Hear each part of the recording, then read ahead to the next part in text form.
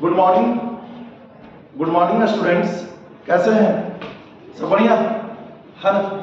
Today we are going to discuss about the है ना parallax method है ना, in which we will discuss about the how to measure the celestial body है ना। जिसे बाबू हम लोग क्या करते हैं कि इंची टेप के हेल्प से हम लोग क्या करते हैं हुआ है ना, छोटी छोटी दूरियां हैं जो मापते हैं। लेकिन बाबू अगर बाबू मान लेते हैं हम अर्थ से गैलेक्सी के बीच की दूरी क्या है ना, तो उसको आप लोग कैसे मापिएगा? तो उसको मापने के लिए एक हम लोग विधि यूज करते हैं, एक मेथड यूज करते हैं, दैट इज कॉल्ड पार्लैक्स मेथड है ना। तो चलिए यहाँ पे देखते हैं कि पार्लैक्स मेथड होता क्या है। पार्लैक्स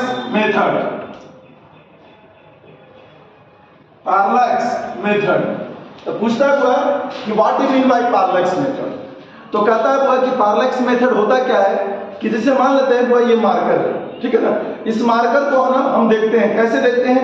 एक आंख को बंद कीजिए, तो मार्कर बाबू इधर रहेगा।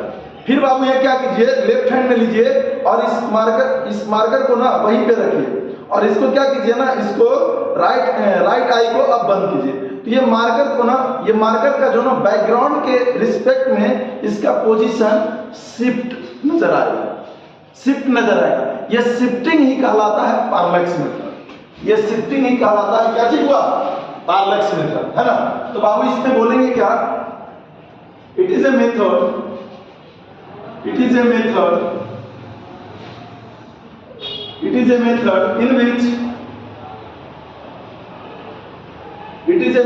in which we will calculate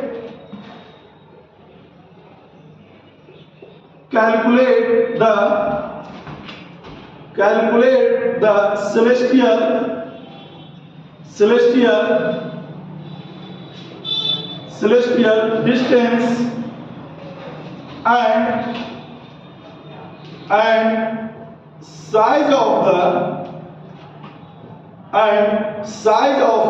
distance and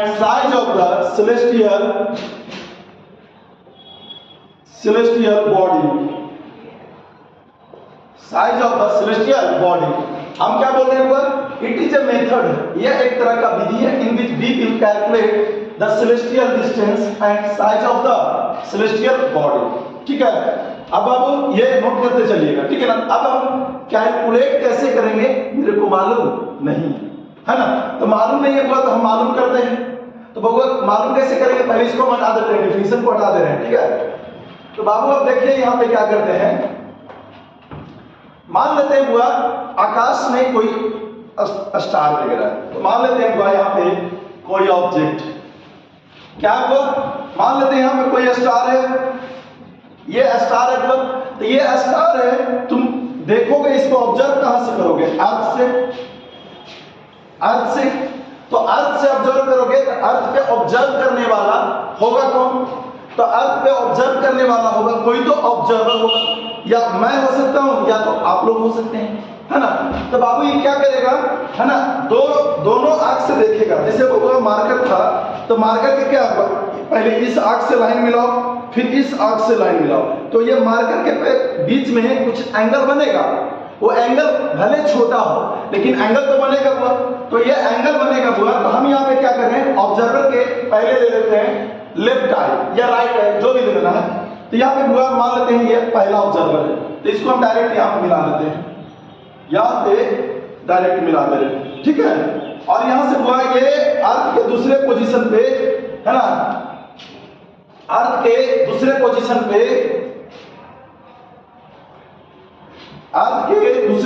पे हुआ दूसरा ऑब्जर्वर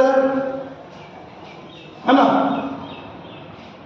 यहां पे हुआ देखिएगा केयरफुली, यहां पे है ना। तो बाबू यहाँ पे क्या है, अब हम किसी वस्तु को देख रहे हैं तो ये डिस्टेंस और ये डिस्टेंस दोनों आंख से बीच की दूरी तो बराबर है। तो जब बराबर है तो इसको हम दे रहे हैं, नाम दे रहे हैं डी। इसको नाम क्या दे रहे हैं? डी, जिसको हम बोलते हैं celestial distance, CE, celestial distance.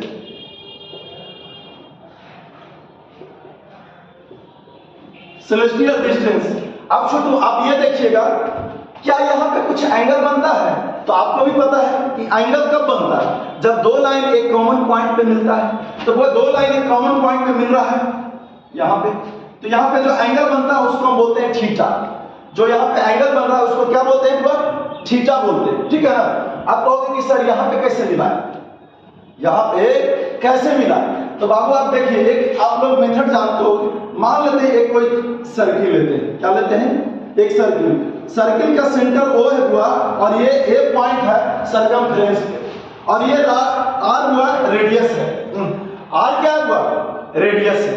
तो R जब रेडियस है तो R रेडियस है, तो करना क्या होगा?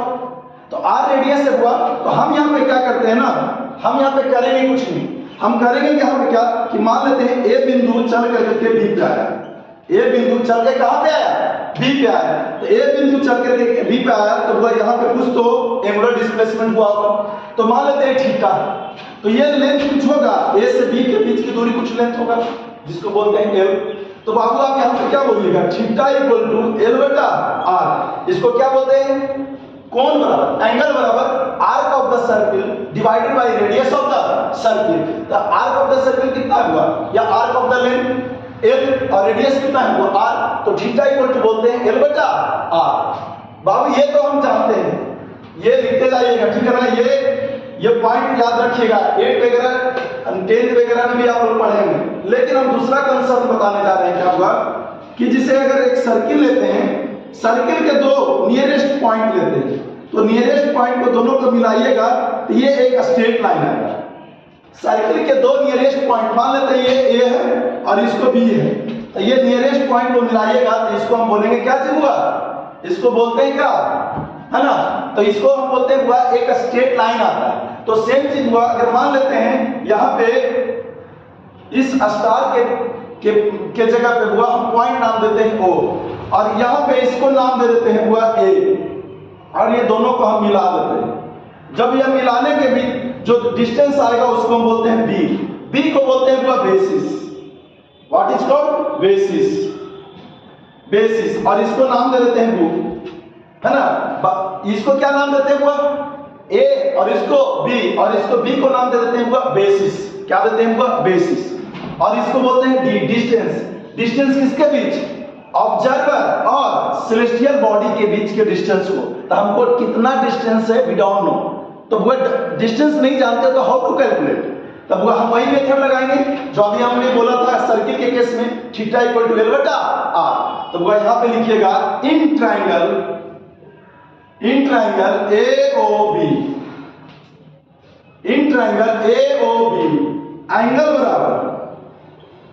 एंगल बराबर थीटा इक्वल टू क्या होगा? बेसिस, है ना। एंगल बराबर AB बटा क्या हुआ? चाहे AO लिख लो चाहे OB लिख लो, कोई फर्क नहीं पड़ेगा। तो यहाँ थीटा इक्वल टू लिखिएगा हुआ AB का मान कितना है छोटू?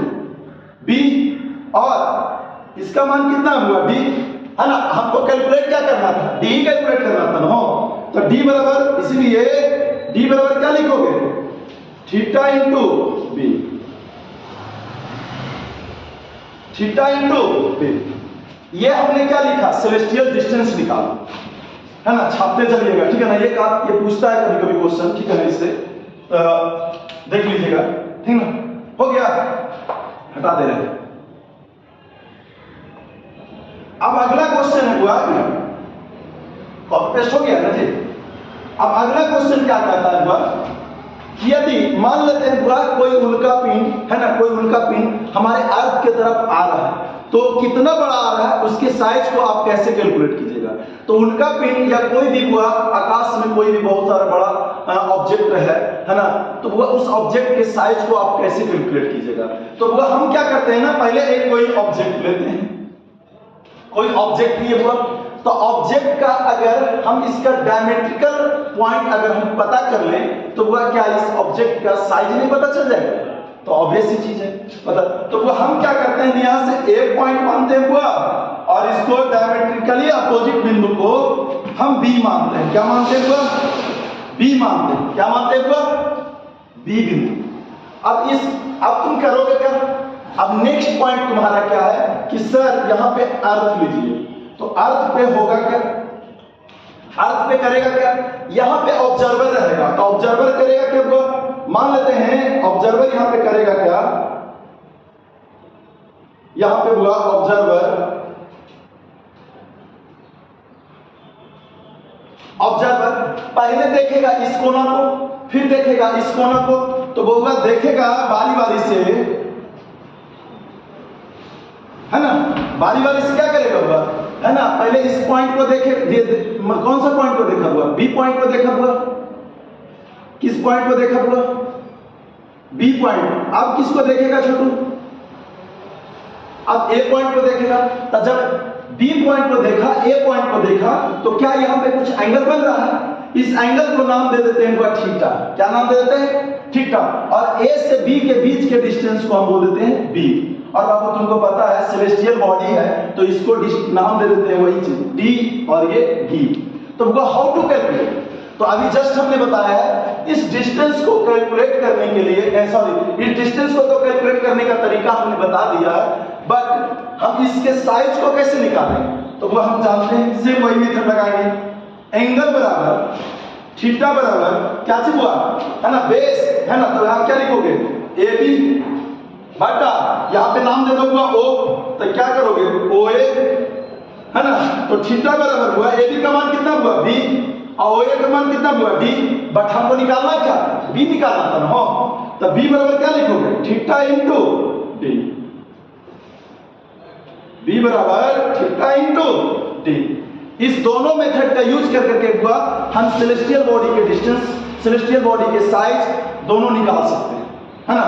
अब वो आगे क्या है, आगे कुछ पार्लक्स, है ना, पार्लक्स मेथड में क्या क्या कैलकुलेट करना होता है, जैसे हुआ आता है हुआ क्या चीज, लाइट ईयर, एस्ट्रोनॉमिकल यूनिट, ये सब होता क्या है कि एक वर्ष में कितना दूरी, एक वर्ष में प्रकाश जो कितना दूरी तय करेगा, जो सन और अर्थ के बीच में एवरेज डिस्टेंस क्या होता है, उसको हम क्या नाम देते हैं, उसके बारे में हम अभी डिस्कस करने जाते हैं। क्या करते हैं, डिस्कस करते हैं। तो वो देखिएगा आगे छाप लिए हैं,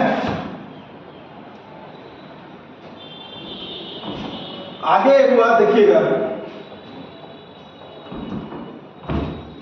आगे हम डिस्कस करने जा रहे हैं हुआ कुछ कुछ जो है डिस्टेंस को मेजर करने के लिए कुछ कुछ हम पैरामीटर यूज करने जा रहे हैं हुआ। तो नाम देते हैं, पहला हुआ पार्लक्स, पहला हुआ क्या नाम देंगे, light year, light year.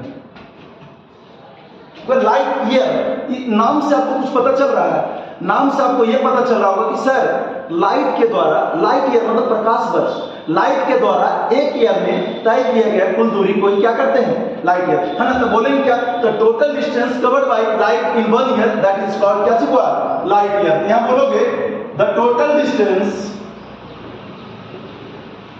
The total distance, the total distance covered by light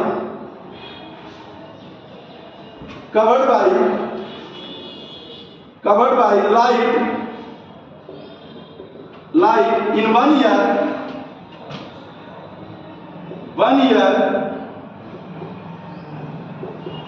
that is called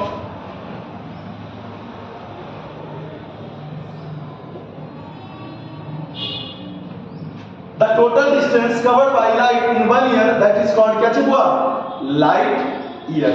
तो डिस्टेंस ना बाबू, तो हम एक बेसिक फॉर्मूला जानते हैं स्पीड बराबर, तो स्पीड बराबर क्या जानते हैं, डिस्टेंस अपॉन टाइम। तो वह यहां पे लिखिएगा, चूंकि बी होता है ना, स्पीड बराबर हुआ, स्पीड बराबर क्या जानते हो Chhotu, distance upon time, distance upon time. तो बी हैव टू कैलकुलेट, हम लोग को करना पड़ेगा क्या, कैलकुलेट करना पड़ेगा डिस्टेंस। तो डिस्टेंस कैसे निकालिएगा, distance is equal to speed गुने क्या हुआ, time. Distance is equal to क्या करोगे, स्पीड इनटू टाइम। तो स्पीड कितना हुआ, स्पीड किसका सर, स्पीड बोलिए किसका, लाइट का। तो लाइट का स्पीड कितना जानते हैं हुआ, 3 × 10⁸ मीटर पर सेकेंड। टाइम क्या सर, तो बोलिए 1 वर्ष, 1 वर्ष में कितना दिन हुआ, 365 दिन, और 1 दिन में कितना हुआ 24 घंटा, और 24 घंटा को सेकंड में बदलो तो कितना करोगे 60 गुने 60। क्या इसको आपको कैलकुलेशन करने आता है? अगर इसको कैलकुलेशन करके देखिएगा बाबू, हम लिख देते हैं, इसको कैलकुलेशन कीजिएगा तो 9.46 गुने 10 पावर कितना हुआ 15 मीटर आएगा। ये आएगा किसका हुआ 1 लाइट ईयर बराबर। 1 लाइट ईयर बराबर कितना आएगा हुआ 9.46 into 10 पावर 15 मीटर हुआ। छापने में पीछे नहीं रहना है, छापते जाओ। हमने क्या लिखा? The total distance covered by light in 1 year that is called light year. हो गया है। चलिए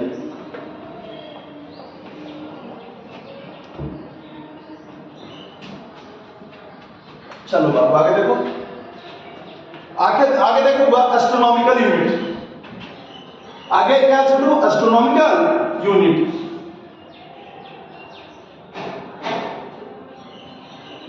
एस्ट्रोनॉमिकल, इसको नाम देते हैं वो A.U। इसको बोलते हैं वो खगोलीय इकाई बोलते हैं। ये होता क्या है एक्चुअली? तो आप लोग नाम सुने होंगे सन, अर्थ, है ना? तो बाबू इसका क्या होता है? क्योंकि आपको पता है कि अर्थ जो है ना वो पूरी तरह से राउंड शेप में तो है नहीं, तो इसलिए वो इसका क्या होता है, एक मैक्सिमम होता है और एक मिनिमम रेडियस होता है। तो वो बोलता है क्या? The average distance between sun and earth is called astronomical unit. तो यहां पे लिखिएगा हुआ the average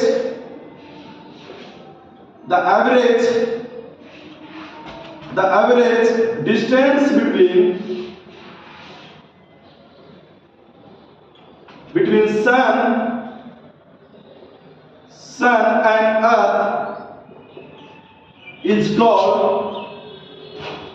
sun and earth is called क्या थी बाबू? एस्ट्रोनॉमिकल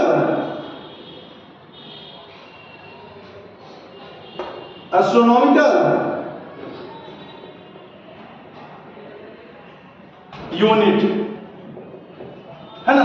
तो किसके बीच का एवरेज डिस्टेंस हुआ? तो सन और अर्थ, दो चीजें हुआ, सन और अर्थ। तो हुआ कैसे निकालिएगा और होता कितना है? तो वह सबसे पहले हम क्या लेते हैं, ऊपर में हुआ सन ले लेते हैं। क्या ले लेते हैं? हुआ सन, ठीक है ना? तो ऊपर में हम ले लेते हैं सन।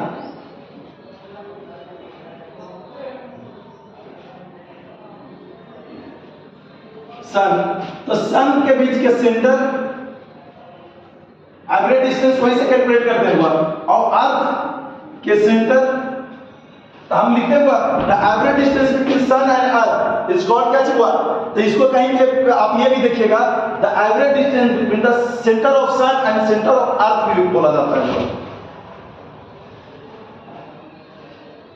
ठीक है? इसको बोलते हैं अर्थ। इसी को नाम देते हैं A.U, एस्ट्रोनॉमिकल यूनिट बोलते हैं A.U। और इस A.U का मान कितना होता है A.U का? तो वो यहां पे लिखते हैं A.U 1 एस्ट्रोनॉमिकल यूनिट 1.496 गुने 10 पावर 11। ठीक है?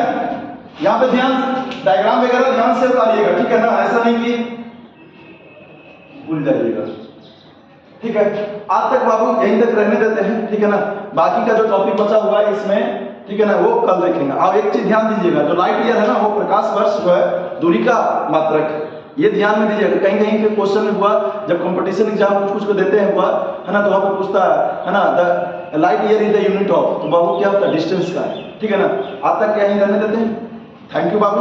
हाँ, एक जाते जाते मैं ये आप लोग को बोलना चाहते हैं कि यदि वीडियो अच्छा लगता है तो लाइक कीजिएगा और सब्सक्राइब कीजिएगा और दोस्तों को बताइएगा, ठीक है ना?